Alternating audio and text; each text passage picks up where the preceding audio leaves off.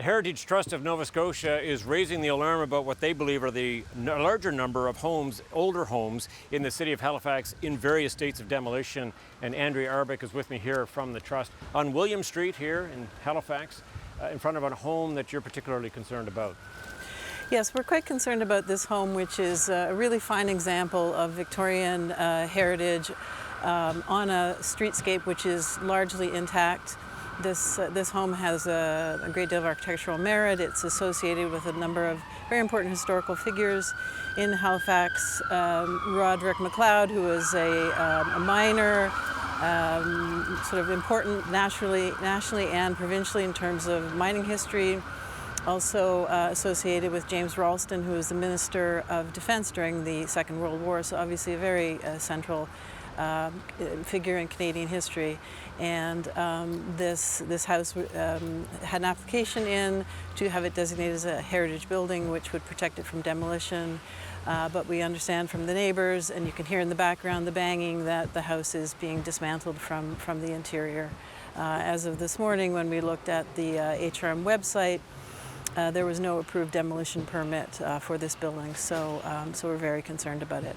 It's just one of many buildings that's coming down in the area, and we've already lost 90% of the pre-1878 buildings in Halifax, and if something's not done, we're concerned that we'll see the same numbers for post-1878 buildings. Now, you believe there's some sort of a misunderstanding on behalf of the committee that oversees this kind of protection.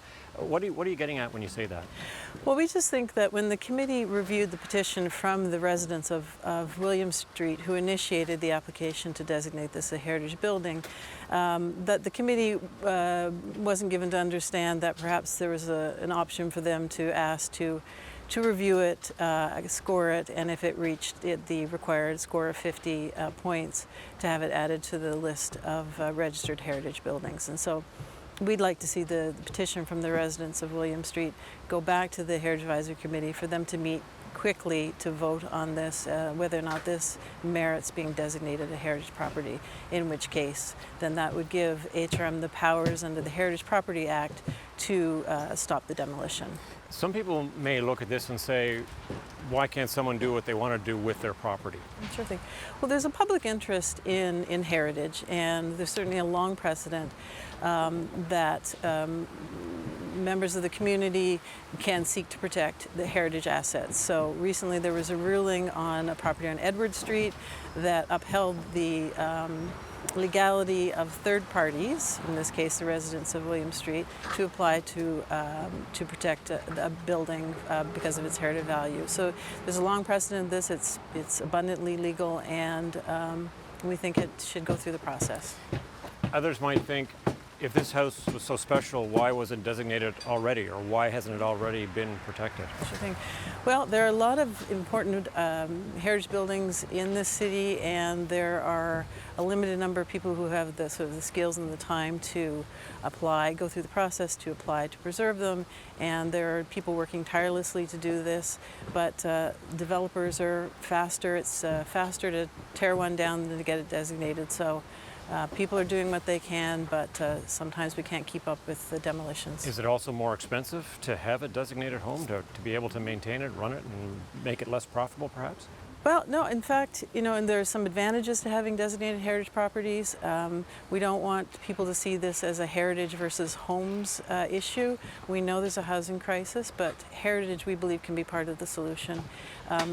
Designated heritage buildings, the owners of those buildings can apply for heritage property development agreements, which actually would allow them to perhaps build more on a property than it would be allowed under the current zoning in exchange for preserving the heritage buildings. So, it's a win for housing and a win for heritage if buildings are preserved and heritage property development agreements are secured. We only have a few seconds left, but what do you want the city or someone from HRM to do in this case? We'd like the city to convene an emergency meeting of the Heritage Advisory Committee and review the application to designate this property a registered heritage building.